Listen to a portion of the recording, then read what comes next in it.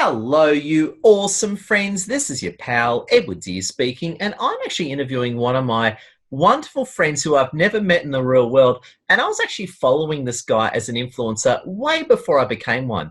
He's a leader of the Australian Institute of Management in West Coast Australia. He's on TV, he's in the media, everyone knows who he is. I think he even won a LinkedIn Top Voice. It's Professor Gary Martin. How are you doing today, Gary? Going well, thanks, Edward, and thank you for asking me to be on your show today. Oh, look, it's an honourable pleasure, and I meant every word of it. I was following you as an influencer way before I was one, and I've always wanted to ask you, what are you a professor in? Education and management, really, those two areas are my focal points, basically. But I was actually following you before you were following me, so I think you got it wrong there, Edward. Oh, so you're following me when I was a budding influencer, and then I discovered you. Yeah, I was following you, and I was just wondering how I could end up getting on your show, which you didn't have back then, but I knew that there would be a show, so I thought if I start to follow you early, I'll end up being on your show at some point, if I'm lucky. Well, you are more than lucky, and it's an honour to have you with us. And Gary, as you've dived just right into the detail, I just want to ask you very quickly first, can you tell us a bit about you and what you actually do and how you help people across the world as you do so well? If you go back 20 or 30 years, I won't be specific about that, but if you go back that far, I was a primary school teacher, and I spent years teaching in a primary school, and I actually thought that that experience actually really helped me to springboard into other areas, even though at that time I was very happy to be a primary school teacher, and I did love the job, so I'd probably still be doing it. But I did move on eventually, and I went into teacher education, so I was training teachers. I was training primary school teachers, secondary teachers, and then eventually started to train the trainers, in other words, adult educators, and I really enjoyed doing that because I thought I could make a difference, which then led me more into working in an admin type role, in a senior leadership role in universities, before coming to join the Australian Institute of Management in WA as the CEO. And I think the great thing about that is that since I've been at the Australian Institute of Management WA for around 8 years now, what I've really been able to do is learn so much about what happens in workplaces, because I've basically got hundreds of people that share with me their stories about their experiences in workplaces, and they're the highs and the lows. So I've gone from working as a primary school teacher, which was great background for being a CEO in a membership-based organisation like I'm in today. Wow, incredible. Such a logical progression when you lay it out like that, Gary. And Gary, I was going to ask you the next question. You're obviously a high-powered leader. How did you become an influencer? Because again, I'm flattered that you found me first, but in my own mind, where I thought I found you first, I was like, whoa, this Gary is just everywhere. He's kind of like Batman, he's everywhere he goes, he's there. How did you become an influencer, Gary? Because I was impressed you became an influencer way before a lot of we did. Look, I think mainly through persistence. I would start off, say, for example, on LinkedIn, and I would post things, and you might get, I don't know, a handful of people who actually read something like an article that you posted, just a handful. But over a period of time, I kept posting, and I was posting stories about workplaces every day. And over a period of time, then more people were viewing my articles at the time, and more people were commenting and having something to say, sending me messages. So I thought, well, people really do like to hear about what happens in others' workplaces, and they like to share about something about what happens in their workplaces. So I just continued to write, and incrementally, my number of followers and so on kept on rising to the point, where it is today, where I continue to post, continue to share workplace experiences, and continue to interact with people about what happens to them in their workplace. And the reason I do that is because I'm really very passionate about building better workplaces. Yeah. And what I love about what you talk about, and this is the first thing, and as you know, I'm not into political correctness. I'm a freedom of speech type of character, right? And the biggest thing that I notice is that you are not politically correct. You were talking, when I first discovered your work, I immediately fell in love with it because you weren't towing the politically correct thing. You were telling the truth. You were talking about real issues people face in the workplace. You were talking about taboos that I felt and experienced, but no one's ever talking about. What gave you the confidence to ignore political correctness and talk about real issues and ignore the taboo? Yeah, well, look, I don't know. For me, I don't know whether political correctness was the right word for me, because I just wanted to focus on. Put it another way, I wasn't aware of political correctness or not. I was aware of trying to put out there authentic stories about workplace type issues, and some of them were taboo topics. But most of the topics were the sorts of things that people would talk about to their best friend or around a water cooler in an office, but not necessarily to their boss or to other people. So, there's a whole range of topics that I covered that were a little bit quirky, and I continue to look for quirky type topics. The reason I tend to do that is because there are a lot of people out there that write about those everyday issues, which are equally as important, but I focus on the unusual things. And sometimes those unusual things are a little bit taboo, as you put them. So, one of the pieces that I was working on last week was about something which I find fascinating, and that is there's a global trend for people to get tattoos, not of their favourite brand that they go out and purchase, but of their workplace. And I think that's an interesting topic. I saw that people a lot of people have said I should get LinkedIn or Microsoft, which I'm actually considering. But yeah, I've seen people doing that. It's like the mark of Cain almost, isn't it? It's like getting branded in the cattle house. Well, that is, and that's why I started to focus on those sort of topics, because there are people out there that have a tattoo. Maybe you can see it, maybe you can't, but it's a tattoo of their employer. So it's the employer's brand or insignia tattooed some part of the body. Now that there's a whole range of questions around that practice. I mean, one of the real issues there is for a start, who owns that tattoo, that brand? And, so a little bit of your employer might end up owning a little bit of you if you get tattooed, because they own the brand and the trademark. So, is that a legal issue? I'm not a lawyer. I don't know, but that occurred to me. And the other thing is, most people go into getting a tattoo when it is life forever. It's going to be around forever. And as we know, people come and go from jobs all the time. They might stay with an employer for 10 years and then move on, but then they've still got that logo, even if they've gone to a new employer who they actually think is even better. So there's a difference between getting a tattoo of your favorite brand like LinkedIn or Microsoft and getting an employer's brand, because what happens with employers, we tend to move on, and some people move on and go into business by themselves, others go to different jobs. But if you get a tattoo, there's a good chance you're going to be stuck with it for life, unless you go through what I understand is a painful and expensive removal process. So I focus on the quirky things, a little bit taboo, as you say. Yeah, I just had this thought.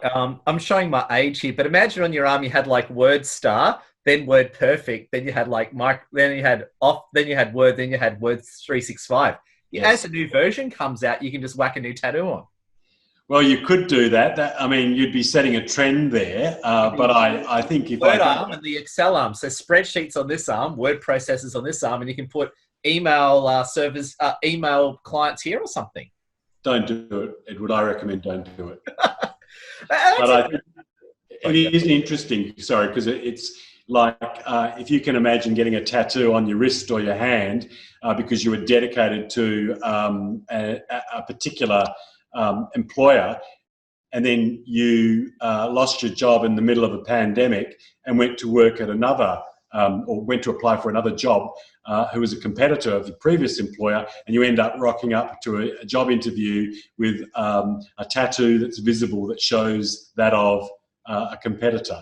Doesn't go down well. Wow. And I'm going to say, I love where you're going, and I get it. It's you're being authentic, you're being real, and you're going for the taboo. And that's what I immediately noticed. And as I was actually, when I was building my own influencer journey, you're one of the people I closely studied, because I looked at a group of people, including you, and I thought, okay, how did they do it? Right? How did they do it? And the immediate thing I picked with you is you pick the taboo. You don't just talk about boring stuff. You talk about stuff that no one else talks about. And I've got a question for you then. You would have dealt with a lot of pushback and people giving you a hard time. How have you dealt with those trolls and those people giving you a hard time over the years?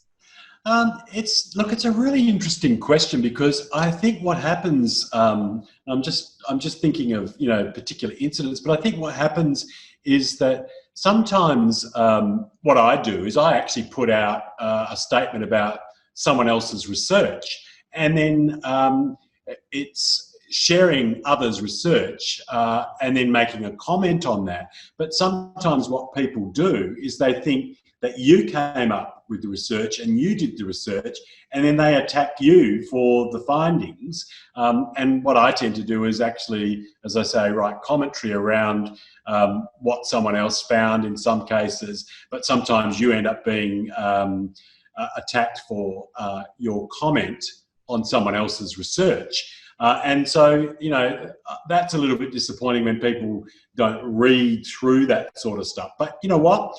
I think I tend to, unless something is totally derogatory, I'll let it continue on in a commentary around a social media post. I'll let it go. I'll thank people for their viewpoints. And for adding to the debate, because that's what it really is. But I won't get too upset about it, because I also respect that people have different views.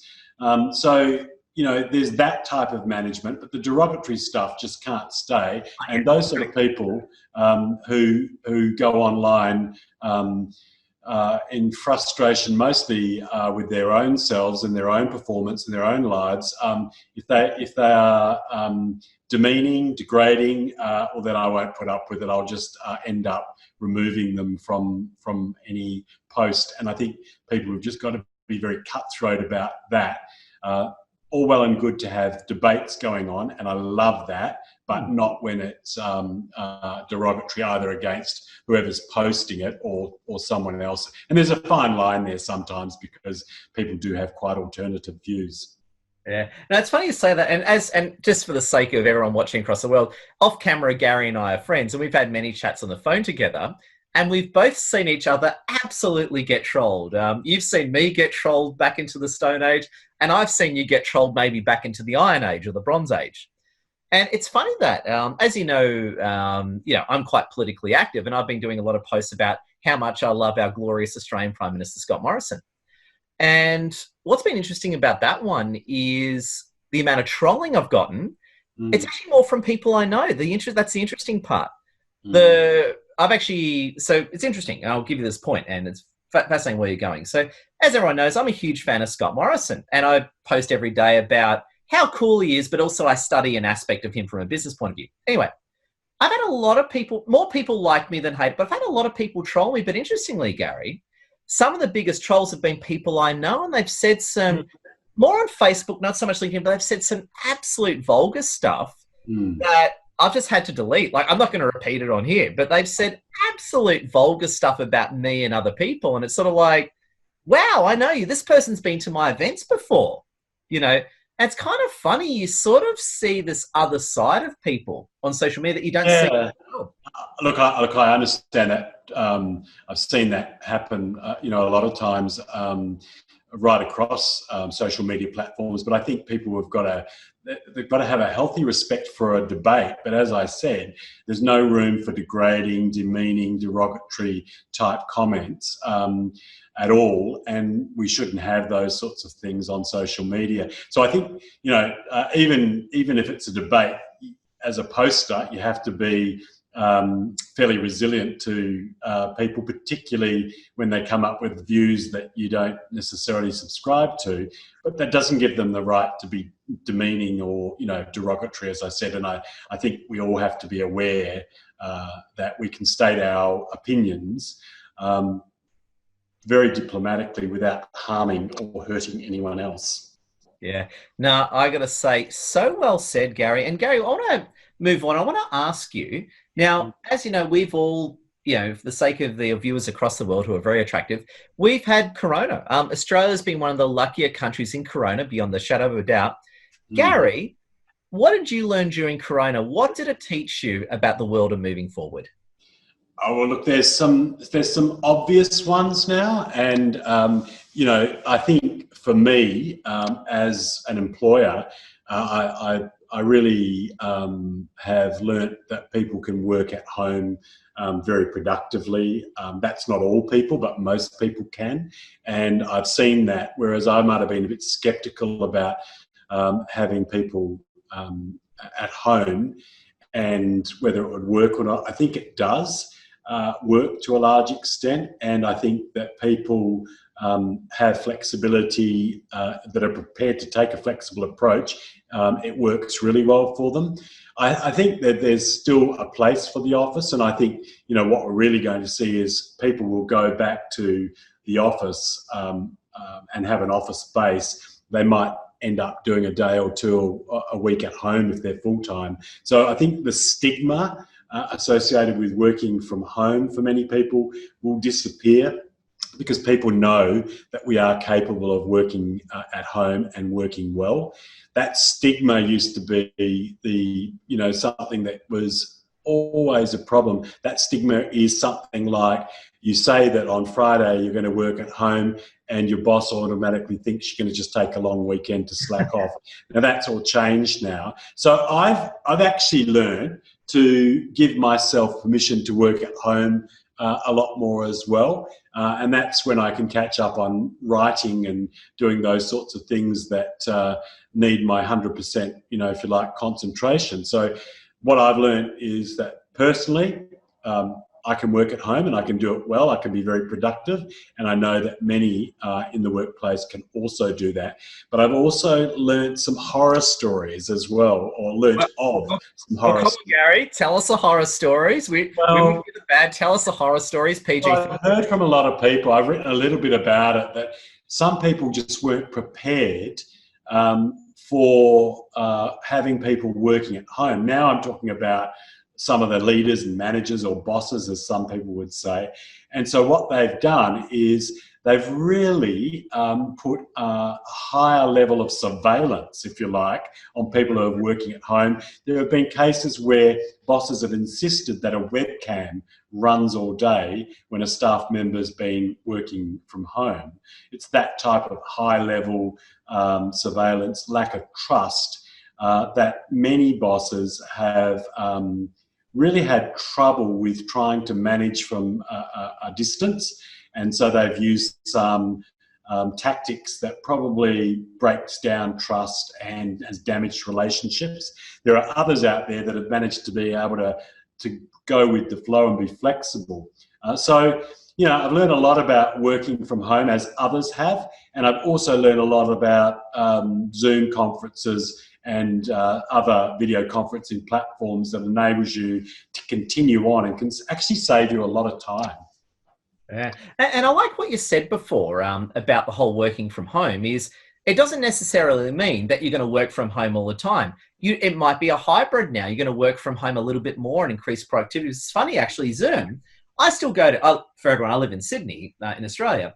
I go to the city once a week, but I used to go to the city 3 or 4 times a week. So I know what you mean. To me, it's that more hybrid arrangement. And Gary, I want to ask you as well, as we wrap up this incredible interview, which I think has been very funny, and bless your heart, what's your advice for people to thrive going into the new post-corona world? Look, I think I want to make a very quick comment about hybrid because I think you've used the right word and you're spot on with that. I think the new arrangements will be hybrid models, and that's a blend of both working from home, working from the office, working from a shared working space, wherever. It will be a hybrid model. But really to respond to your last question, I think now we're all about reinvention. So now's the time, if there's ever any time that you doubted what you wanted to do in the next couple of years, 5 years, now's the time to look very closely at reinventing. If you're happy with what you do in your business or even in your personal life, then that's terrific, and you've got a great life.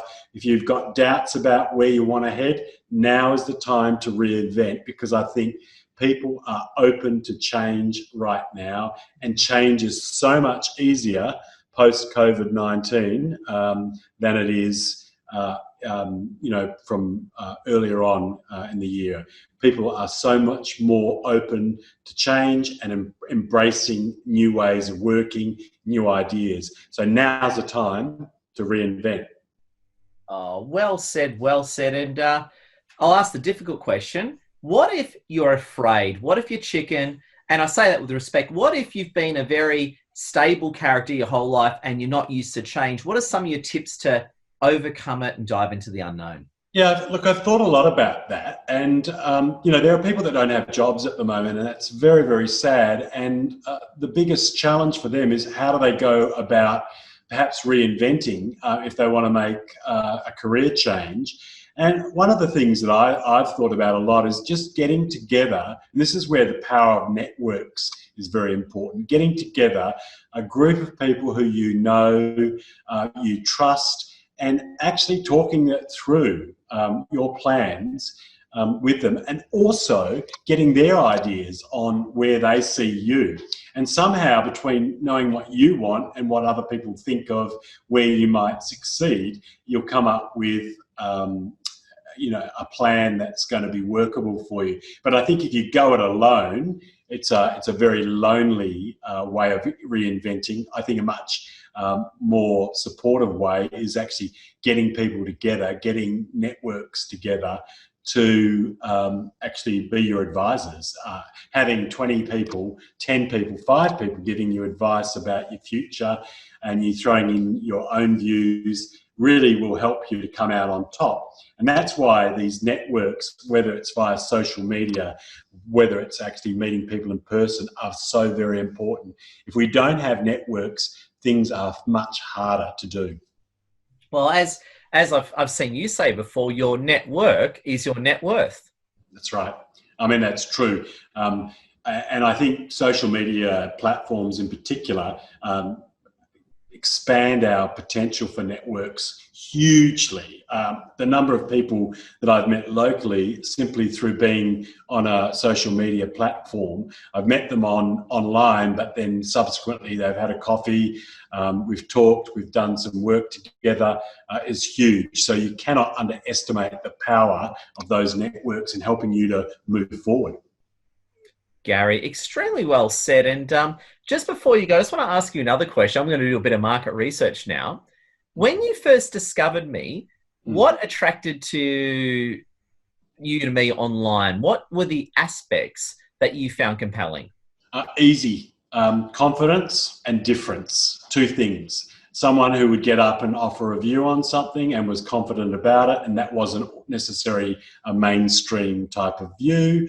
And I like that in people that make me think in different ways to perhaps what I'd think. And I think when I first saw the first few videos, I thought, who is this guy? What's he on about? And so I kept on watching stuff to try and work out what the messages are. And, one of the famous ones that's impacted me of your messages is that eat the frog one, which normally I just like, oh, yeah. But because you're persistent with that eat the frog, I do come into the office sometimes and think, Gary, eat the frog. And that's what Edward tells others to do. You got to do that. So, I mean, that's a simple piece of advice, but it's so powerful, and that's why I thought, you have to double think everything that you speak about, because there's a message that seems so obvious, but there's a more powerful type of message that sits behind that as well.